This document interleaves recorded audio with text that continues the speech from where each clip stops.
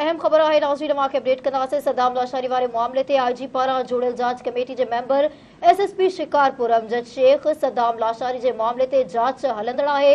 IG ऐं DIG Larkana तरफ़ां को हुकुम जारी नाहे थियो। एसएसपी अमजद शेख जो चवणु आहे त जांच टीम अॼु बि जैकोबाद ऐं ठुल मां शाहिदियूं गॾु करे वापसि थी आहे। उन वधीक चयो त घणरुखी जांच मुकमल करण बाद ई रिपोर्ट आईजी सिंध खे मोकिली वेंदी त जीअं मुतासिरनि सां इंसाफ़ थी सघे।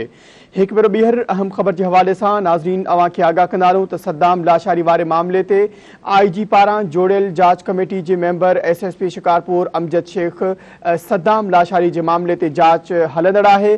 आईजी ऐं डीआईजी लाड़काणो तरफ़ां को हुकुम जारी नाहे थियो।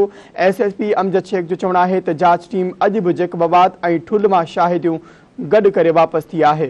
हुन वधीक चयो त घणरुखी जांच मुकमल करण बाद ई रिपोर्ट आईजी सिंध खे मोकिली वेंदी त जीअं मुतासिरनि सां इंसाफ़ थी सघे।